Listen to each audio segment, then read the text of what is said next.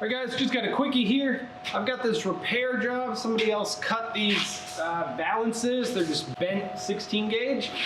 And we've got to fix them because they cut them wrong. We need to weld 16 gauge to 16 gauge and be able to grind it out nice and smooth. So we're going to jump into the Pro Pulse 220 MTS, set up a pulse function so I can actually get some heat in there but not overheat the metal and just blow right through it. Let's do it.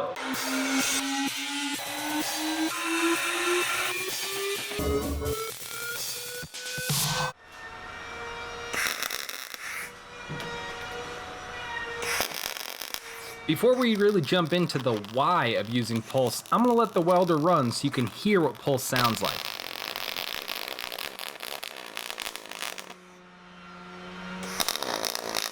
Oh yeah, turn it down even lower, man.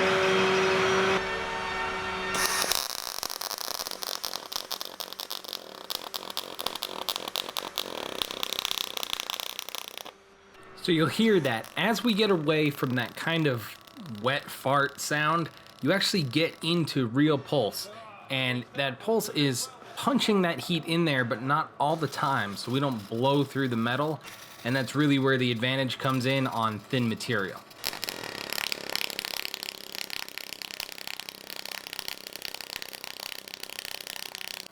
If you've used pulse in a bunch of different situations, you'll know that it's kind of different depending on the material and the thickness of the material. But as you can see from the welds there, they're not the prettiest, but what I'm doing is laying in a bead that's penetrating through the joint and connecting those two pieces of 16 gauge in a way where I don't have to stress on whether or not I'm gonna be blowing through. Now when we get to an even bigger gap like this, it really starts to matter. In fact, I'm gonna put in a TIG rod there as a spacer so I can make up that gap.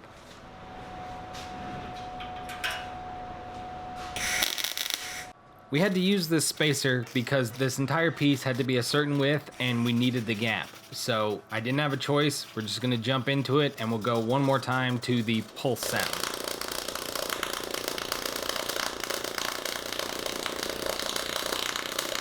You can hear there that as we really lay into it, the sound changes, and that's how you know you're getting the penetration you want and everything's going well.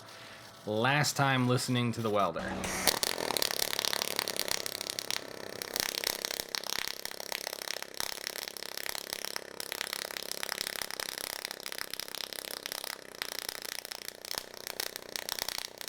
So there it is, y'all. This is why I use pulse in these sorts of situations. I use it all the way down to 24 gauge pretty regularly, and it does a great job. The welds are not necessarily the prettiest, but you do have the penetration you need.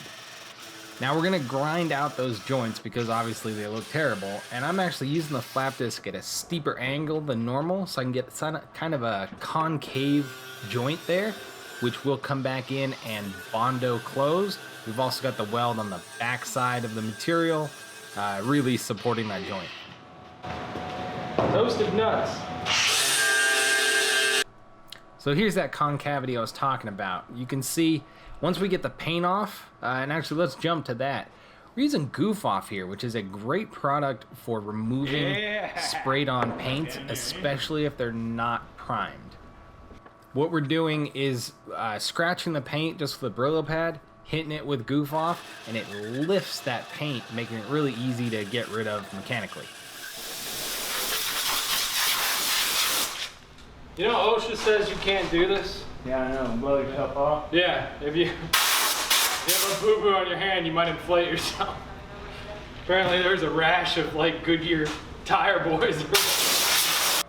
So whenever I don't show my finishing process, I get comments about it, so let's jump through it. We're gonna use Goof Off to clean up the rest of the paint. Then we'll Bondo those joints, filling them in. I actually did about 3 passes of Bondo here just to get a real nice joint, but I'm not gonna show all that.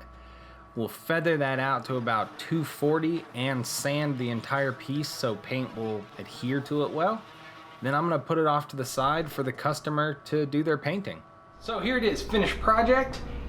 It looks pretty decent. Ideally you'd wanna use one solid piece, but you know, this is bigger than most of the yards around us can deal with, and time was a factor for this one.